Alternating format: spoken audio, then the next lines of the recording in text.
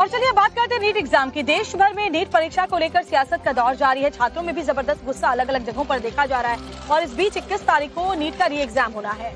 राहुल गांधी पहुंचते राजस्थान, वहां पर उन्होंने स्टूडेंट से बातचीत की और उनकी इस बातचीत को बीजेपी ने वेस्टेज ऑफ टाइम करार दिया है। आप देखिए रिपोर्ट।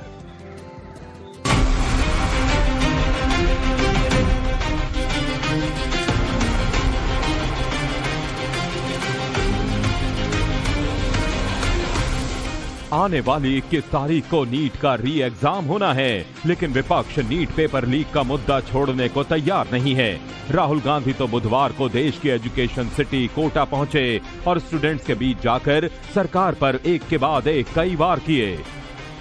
हिंदुस्तान का एजुकेशन सिस्टम अपने बच्चों को प्रेशराइज करता है, स्ट्रेस देता है, दबाता है, कुचलता है और ये देश के लिए सही नहीं है। स्टूडेंट्स के साथ बातचीत के दौरान राहुल गांधी ने कई बार इस बात को दोहराया कि वो सिर्फ बच्चों से बात करने आए हैं। उनकी ये बातचीत बिल्कुल भी पॉलिटिकल नहीं है, लेकिन इस दौरान उन्होंने कई बार सरकार को एजुकेशन सिस्टम ठीक करने के बहाने निशाने पर लिया।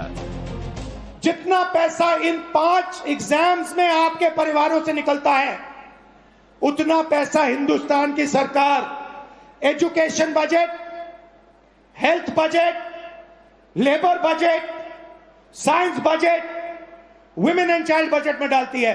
मतलब 5 मिनिस्ट्रीज का पैसा, बजट का पैसा हर साल इन एग्जाम्स के माध्यम से आपके परिवारों के जेब से निकाला जाता है और फिर उसके बाद आपको कहा जाता है कि दरवाजा बंद है, आप आईआईटी में नहीं घुसे, आप नीट में नहीं घुसे, आप आरआरबी में नहीं घुस पाए।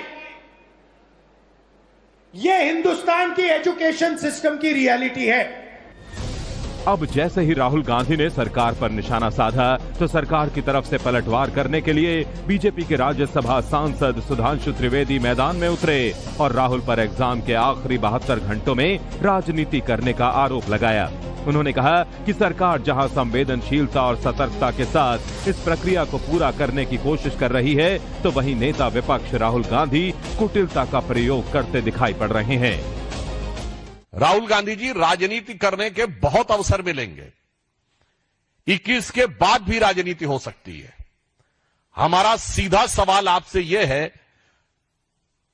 कि आप इन्हीं आखिरी के 72 घंटों में राजनीति क्यों करना चाह रहे हैं? बीजेपी के पलटवार के बाद राजस्थान के पूर्व सीएम अशोक गहलोत सामने आए और राहुल गांधी का पक्ष लेते हुए केंद्र सरकार को कटघरे में खड़ा कर दिया।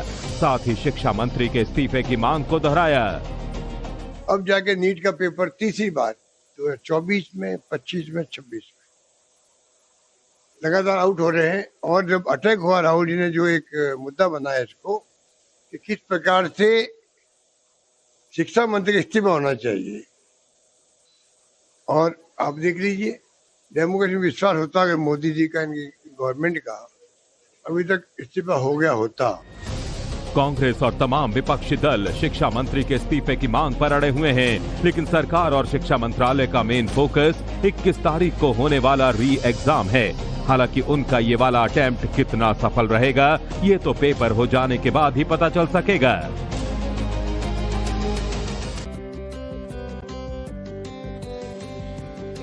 और चलिए बात करते हैं नीट एग्जाम की। देश भर में नीट परीक्षा को लेकर सियासत का दौर जारी है। छात्रों में भी जबरदस्त गुस्सा अलग अलग जगहों पर देखा जा रहा है और इस बीच 21 तारीख को नीट का री एग्जाम होना है। राहुल गांधी पहुंचते राजस्थान, वहां पर उन्होंने स्टूडेंट से बातचीत की और उनकी इस बातचीत को बीजेपी ने वेस्टेज ऑफ टाइम करार दिया है। आप देखिए रिपोर्ट।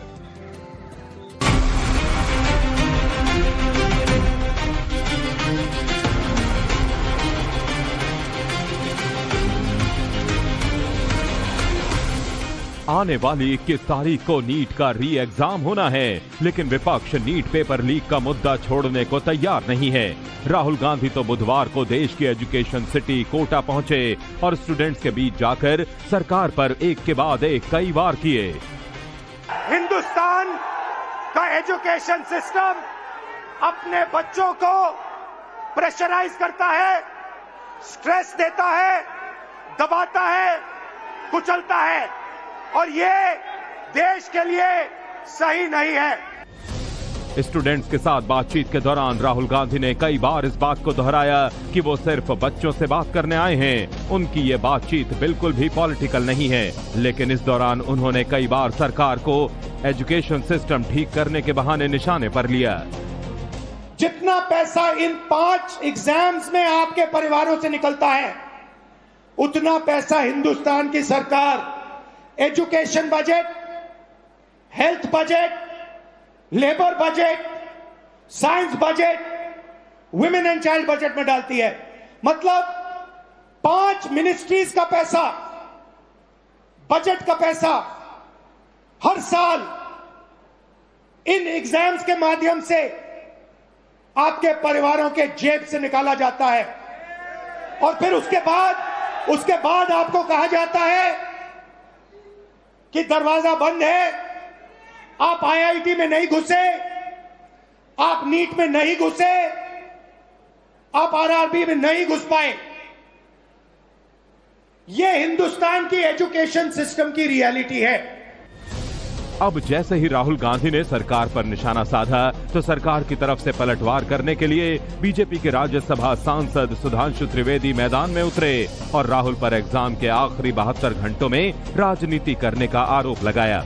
उन्होंने कहा कि सरकार जहां संवेदनशीलता और सतर्कता के साथ इस प्रक्रिया को पूरा करने की कोशिश कर रही है, तो वहीं नेता विपक्ष राहुल गांधी कुटिलता का प्रयोग करते दिखाई पड़ रहे हैं। राहुल गांधी जी, राजनीति करने के बहुत अवसर मिलेंगे। 21 के बाद भी राजनीति हो सकती है। हमारा सीधा सवाल आपसे यह है कि आप इन्हीं आखिरी के 72 घंटों में राजनीति क्यों करना चाह रहे हैं? बीजेपी के पलटवार के बाद राजस्थान के पूर्व सीएम अशोक गहलोत सामने आए और राहुल गांधी का पक्ष लेते हुए केंद्र सरकार को कटघरे में खड़ा कर दिया। साथ ही शिक्षा मंत्री के इस्तीफे की मांग को दोहराया। अब जाके नीट का पेपर तीसरी बार 2024 में, 25 में, 26 में लगातार आउट हो रहे हैं। और जब अटैक हुआ, राहुल जी ने जो एक मुद्दा बनाया इसको कि किस प्रकार से शिक्षा मंत्री का इस्तीफा होना चाहिए, और आप देख लीजिए डेमोक्रेसी में विश्वास होता अगर मोदी जी का, इनकी गवर्नमेंट का अभी तक इस्तीफा हो गया होता।